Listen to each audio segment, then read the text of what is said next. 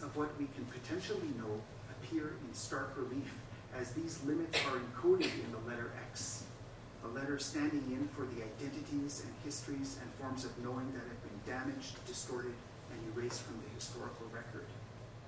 Yet crucially, this history of damage, distortion, and erasure becomes, for Malcolm, an opportunity for what Rob calls semiotic reinscription. This becomes, I think, a key word inside his project, and the start of a possibility of radical social change.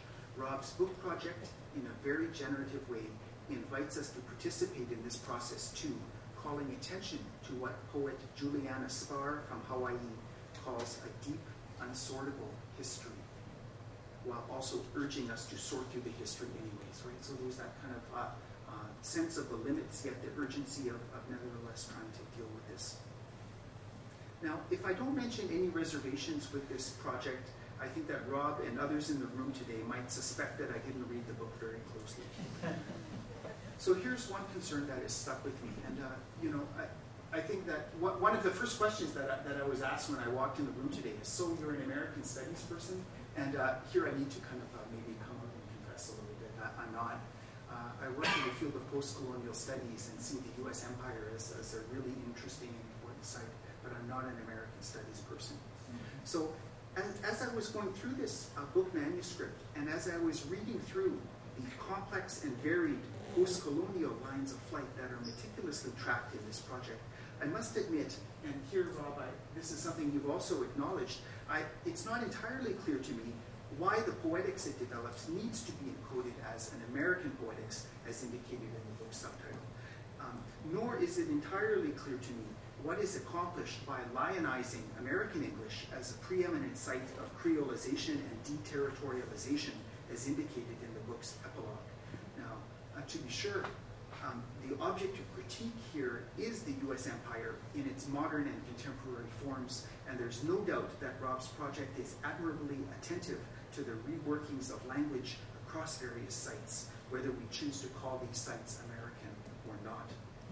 But I admit I am more fully persuaded by Rob's observation that some of the deprogramming needed nowadays, these are Rob's words, may have more to do with relocating or resituated imagining, decentering, taken for granted normality of a post-colonial empire by moving outward and across national or regional boundaries toward democratic world possibility. Now, if indeed this is the critical project that we need here and now, then it remains unclear to me how recentering the adjective American amidst an anti-imperial poetics can help us to get there. And perhaps Rob can explain a little bit of the usefulness of that term.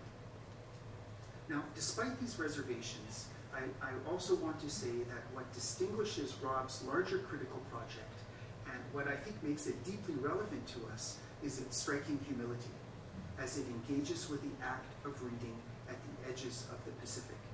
And Rob writes, at the edges of the Pacific Ocean, or writing near the techno-creativity of the demilitarized zone and soul, I am still learning to embrace the blasted open dialectics of representing global and local contact, from writing inside, outside Asia Pacific and inside, outside America, as these regions, localities, fragments, and nations have come to share an entangled fate of global becoming. So, what would constitute an adequate form of critical engagement with such complex historical and ongoing entanglements? How can we learn to decode disparate forms of global becoming as they become legible to us in textual forms? Rob's book project can help us to blast open such questions without presuming to settle them. And here, Rob's felicitous phrase, still learning. Right? This is really the key phrase that sticks to me. His phrase, still learning, a phrase that is decidedly in the present continuous tense, remains crucial. An invitation to keep learning to read otherwise at the edges of the Pacific, wherever our histories may have situated us. Thank you very much, Professor Turga. Maybe we will also have Professor Dee's comments before you respond. Okay, Professor Dee. Yes, thank you very much. First of all, I have to say that I enjoyed reading Professor Wilson's book, and also appreciate he to bring up that idea, still learning, from the epilogue of the book. Because I myself actually felt moved very much when reading the epilogue of the book, especially at one moment when Professor Wilson mentioned, here I quote from him, when I crossed this huge country, which is from Connecticut to the western coast in Berkeley, in 1967, you have mentioned, I kept a dog-eared copy of varieties of religious experiences in my jeans pocket with a tattered black and white photo of Emerson from the Sunday pages of the Boston Globe. I still keep these sacramentals near my writing desk. That's true. I didn't make that. Yeah, so, I was very moved because it was at the moment of reading a statement like this that it dawned upon me why this book is so rich in all aspects, why it is so complicated that he has to say that reading this book is like taking a wild ride. Because unlike most scholarly books, which are based upon a few years' research on specific subjects, Professor Wilson's book is accumulated through his life career, actually. How could a book be easy to tackle when it is basically a condensation into a single book form, a scholar's nuances of life in the past 4 decades, his intellectual trajectory, spiritual turning, his thinking, readings, travels, teachings, encounters, and especially his nearly religious passions and commitment to literary studies. And so, honestly, my own experiences of reading this book is like going through a process of being converted.